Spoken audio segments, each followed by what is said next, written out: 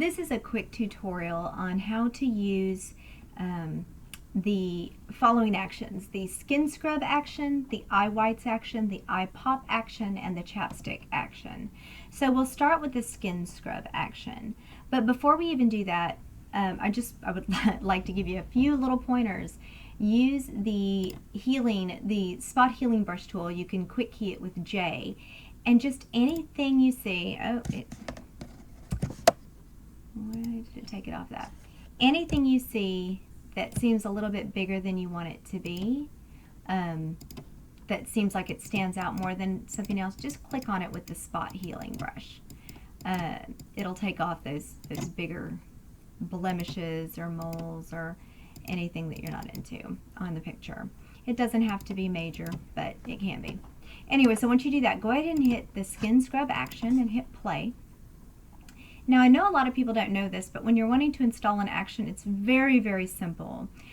All you have to do is make sure your Photoshop is open and double click on the ATN file, and it'll automatically install. But it's key that you make sure your Photoshop is open. Now you'll notice it gives you a message: use a white brush at 100% opacity and 15% flow at its softest setting to paint on skin that needs softening. And then you can hit continue. Well, for your brush tool, which is what you use, you click the brush, 100% opacity, and we can set the flow at 15. And you'll notice the brush settings. This is your hardness. We're going to keep it all the way to the left so it's soft, so it's at 100%. And then we're right here on this black box. You notice this is white, and then you just paint on the skin to soften it. And you just paint over the whole skin. And if it needs more of it, you just go over it again. You can always increase the flow if you want to do it faster, but I prefer personally to do things, kind of take your time and make sure you're not doing it more than it needs to be. Because the goal is, of course, make everything look as natural as possible and as clean. So we're just working on this right now. And you just paint wherever you want this to be. So you're not going to paint it over the eyes, and you're not going to paint it over the lips. You're just going to paint it on the skin. There we go. Now, overall, like, that looks so much better. It's much improved. And you can actually click on and off this little eye right here, the layer visibility, to see the before and after. It's pretty incredible, the difference. Anyway, so let's go ahead and compress those layers and move on to the next action. You can, if you're on a Windows computer, you can hit Control-Shift-E and it'll compress the layers. If you're on an Apple, you just use Command instead of Control. And again, Shift and E. So that was skin scrub. Now let's go ahead and zoom in on her lips. And let's do the chapstick action. So I'm running it right now. And then you're going to do the same thing with a white brush. You're going to paint over the lips, and it's just going to smooth them. And so if somebody has really chapped lips, it works well. Hers aren't terribly chapped, they're just a little chapped. But you'll see a before and after here in a second. It just softens the lips, makes them look moist and full.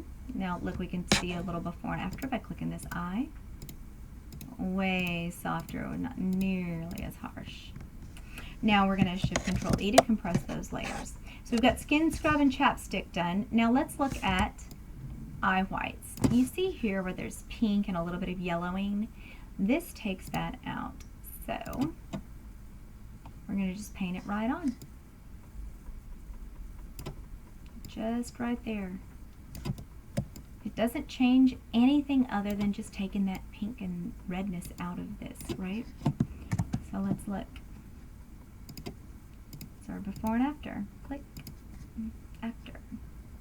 Okay, so let's go ahead and compress those. And then let's look at our eye pop action. This one's very, very easy to use.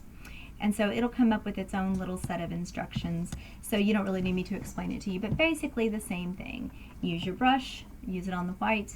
I like leaving my opacity at 100 and then just changing my flow to adjust that, you know. I guess I use my flow kind of like a clutch. I just leave the opacity all the way slid. And so what we're going to do here is we're going to just paint on the iris. Now the iris is the colored part of the eye. So if somebody has blue eyes, their iris is blue. If they have brown eyes, their iris is brown. So the color in your eyeball, that is your iris. So we're going to paint over that and just that with this action. And of course, it's going to tell you that. Let's zoom in. I like zooming in. It just makes it where your work is a little more defined. So here's my brush. Now notice I'm trying to set it for about the size of that iris because I'm not trying to get the pupil. Let's see this, and you can keep doing it until you get whatever desired effect you want. So of course, the more you do it, the more prominent that effect is. See there? And look, you can click on and off. On and off. So there we have it. All of our befores and afters, right? And if you're ever wanting to do a before and after, you can click this little snapshot, and then you can come up here and see your total before and after. So this is before you did anything, and this is after you've done this stuff. And that's a lot of fun. All right, guys, thank you so much for your interest in this action.